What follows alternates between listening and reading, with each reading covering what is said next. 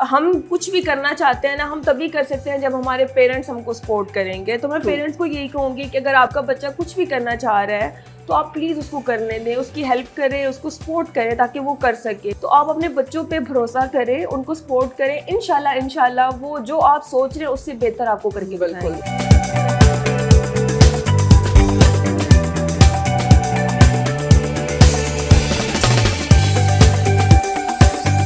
अस्सलाम वालेकुम एवरीवन, मैं हूं आपकी होस्ट मुआफ़िया मलिक। हम और आप विद PNY के एक न्यूज़ शो के साथ। जैसा कि आप सब लोग जानते हैं, PNY ट्रेनिंग्स एक ऐसा प्लेटफॉर्म है जहां हम हज़ारों की तादाद में स्टूडेंट्स को डिफरेंट कोर्सेज करवाते हैं ताकि वो अपनी पर्सनल लाइफ और प्रोफेशनल लाइफ के साथ साथ अपनी फाइनेंस को भी बेहतर बना सकें। इसी का हमारा पोर्टफोलियो है PNY पिंक, जिसमें हम टारगेट करते हैं ख़वातीन को किस तरह से ख़वातीन मर्दों के शाना बशाना काम कर सकती हैं और अपनी ऑब्वियसली प्रोफेशनल लाइफ और पर्सनल लाइफ के साथ साथ लोगों के लिए, उनकी लाइफ के लिए एक वैल्यू एडिशन का काम कर सकती हैं। तो ऐसी गेस्ट हमारे साथ मौजूद हैं, हम उनसे बात करेंगे उनके प्रोफेशनल कैरियर के बारे में और स्पेशली आगे आने वाली जो हमारी और यूथ जनरेशन है वो किस तरह से उन्हें मोटिवेट कर सकती हैं, क्योंकि हमारी ये जो एंकरिंग की फील्ड है दिखने में तो बड़ी हमें फैसिनेट करती है, लेकिन इटसेल्फ जब हम अंदर उस चीज़ को डेप्थ देखते हैं तो बहुत सी कॉम्प्लिकेशंस हैं। तो हम इन सब चीज़ों पे बात करेंगे। हमारे साथ गेस्ट मौजूद हैं इकरा आबिद, जो कि एंकर है MYK न्यूज़ टीवी पे भी, और इनकी बड़ी वीडियोस लास्ट डेज में वायरल भी हुई। तो हम इनसे बात करेंगे इनकी स्टोरी के बारे में। अस्सलाम वालेकुम इकरा, कैसी हैं आप? वालेकुम सलाम, बिल्कुल ठीक हूं। थैंक यू सो मच इकरा, बड़ा ज़बरदस्त आपकी वीडियोस में देखती रहती हूँ और स्पेशली मैं कहती हूँ मतलब लर्निंग भी है, मज़ा भी है। तो ये दिस इज़ रियली इंपॉर्टेंट कि आप अपने ऑडियंस को इंगेज किस तरह से रख रहे हो।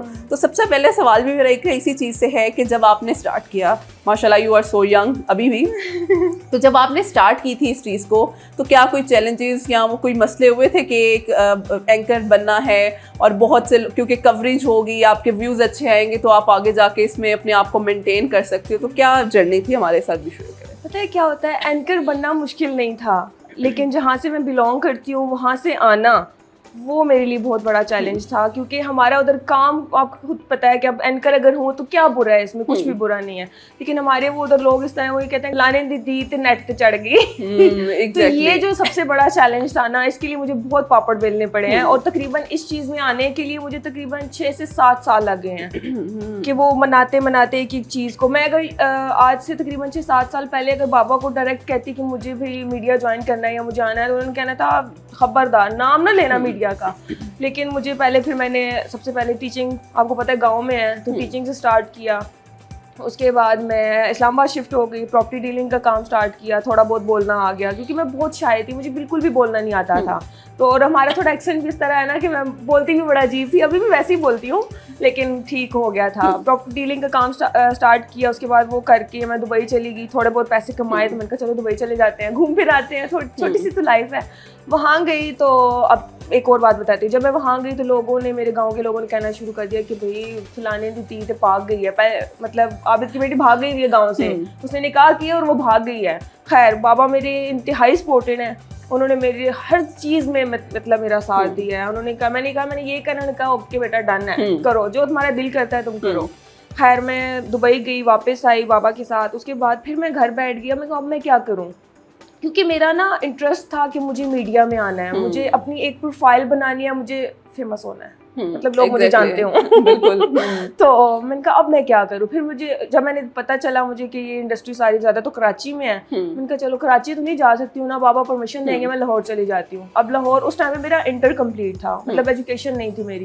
तो लाहौर में आई तो लाहौर में इंटर बंदे को कौन जॉब देगा, कोई भी नहीं देगा। उन्होंने कहना बीबी जाओ पहले पढ़ के आओ कुछ, उसके बाद हम तुम्हें जॉब देंगे। मैंने वैसे ही सर्च किया जॉब्स इन लाहौर, तो मुझे डेवो एक्सप्रेस की जॉब्स आ गई बस होस्टेस से। तो मैंने बाबा को नहीं बताया, मैंने कहा बाबा IT कंपनी में एक इंटरव्यू है मेरा, तो मुझे लाहौर जाने दें। कहता है ठीक है चली जाओ। वहाँ पे गई, मैंने IT वाला भी इंटरव्यू दिया और उसके बाद मैंने डेवो एक्सप्रेस में एज अ बस होस्टेस का भी इंटरव्यू दिया। बस होस्टेस में क्लियर हो गई और उसके बाद सबसे बड़ा चैलेंज फिर क्या, बाबा को कैसे मनाऊं, क्योंकि अल्हम्दुलिल्लाह बहुत वेल सेटल्ड फैमिली से हैं, तो उनके लिए ये कि आपकी बेटी डेवो में बस होस्टेस का काम करेगी, क्या हो गया है। तो हालांकि वो काम मैं कहती हूँ इंतहाई अच्छा है। लोग कहते हैं ना डेवो में जॉब करती है, बस होस्टेस है, इंतहाई अच्छा है। आपकी मर्जी के बगैर आपको कोई कुछ भी नहीं कह सकता। पैसेंजर्स होते हैं, ड्राइवर सर होते हैं, सब मतलब कोई कुछ भी नहीं होता। आप एक ऑफिस में जॉब करते हैं तो वहाँ पे आपको नहीं पता आपके ऑफिस के अंदर क्या हो रहा है, लेकिन जब आप डेवो में जॉब कर रहे होते हो तो सबको पता होता है। अगर आप बुरे नहीं हो ना तो कोई भी बुरा नहीं है। ट्रू। तो उसके बाद फिर मैंने मैंने कहा खैर है बाबा, मुझे थोड़ी देर करने दे, उसके बाद मैं ये एयर होस्टेस बन जाऊंगी। थोड़ी सी ये ट्रेनिंग है, बस होस्टेस में करवाएं, क्योंकि डायरेक्ट वो जहाज में तो नहीं भेज सकते हैं ना, इसलिए मुझे बस में करने दे, उसके बाद मैं एयर होस्टेस बन जाऊंगी। खैर वहाँ से करने के बाद 1-2 साल मैंने किया, तो फिर भी मैं यही कहूँ कि जो मैं करना चाह रही हूँ ना वो नहीं हो रहा है। यहाँ पे तो मैं बाउंड हो गई हूँ, लाइफ आगे नहीं जा रही है। उसके बाद फिर मैंने वहाँ से रिज़ाइन किया और मैं एक सॉफ्टवेयर हाउस था वहाँ पे चली गई। तो वहाँ पे फिर मैंने सोचा कि अब फिर यहाँ पे क्या करूँ, मतलब रिसेप्शन का काम है तो क्या होगा। वहाँ पे मैंने अपना चैनल बना लिया पार्ट टाइम। मैंने कहा यहाँ पे मैं जॉब भी करूँगी, क्योंकि अब मैं अगर लाहौर में रह रही हूँ तो मैं घर वालों को बोलूँगी मुझे पैसे दो, मैंने लाहौर में रहना है और सर्वाइव करना है, तो ये भी अच्छा नहीं है। मैंने कहा पार्ट टाइम मैं अपनी जॉब भी रखूँगी और साथ में अपना चैनल बना लूँगी। मैंने अपना चैनल बनाया और उसके बाद मैंने इंटरव्यूज़ करना शुरू किए, और उसके बाद फिर MYK न्यूज़ TV है और उन्होंने मुझे एज एन एंकर अप्रोच किया कि आप आए हमारे साथ काम करें, और मैंने कहा थैंक यू। मतलब अंधे वो क्या कहते हैं, जरूर मैं तो चाहती यही हूँ भाई, बस तुम मुझे रख लो। एग्जैक्टली नहीं, ये बड़ा ज़रूरी है, क्योंकि देखो अपनी एफर्ट इस सारे प्रोसेस में जो एक चीज़ मैंने नोट की है वो है आपकी कंसिस्टेंसी, कि आप जो करना चाहती हैं बहुत सी चीज़ें ऐसी आती हैं जो हमें लेट डाउन करती हैं, लेकिन आप उस चीज़ को साथ साथ लेकर चल रही होती हो। अच्छा इकरा, आखिरी सवाल कि अपनी पूरी इसकी जर्नी में कोई बड़ा ज़बरदस्त इवेंट रहा हो, या आपकी होस्टिंग की ये जो आपने जर्नी स्टार्ट की उसमें सबसे हाईलाइटिंग या कोई ऐसा आपने शो किया हो जो आपको बड़ा मज़ा आया हो कि यार बस दिस इज़ द एंड, के ये मैंने चीज़ अचीव कर ली है।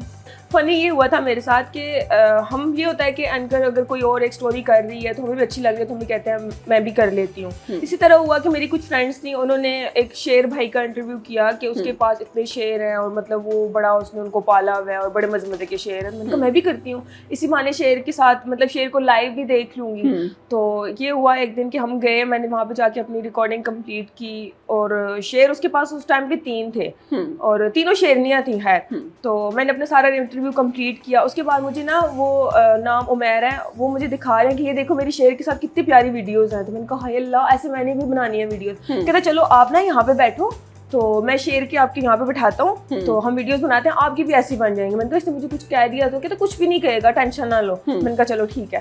खैर मैं वहाँ पे बैठी, उसने पीछे शेरनी को बिठा दिया।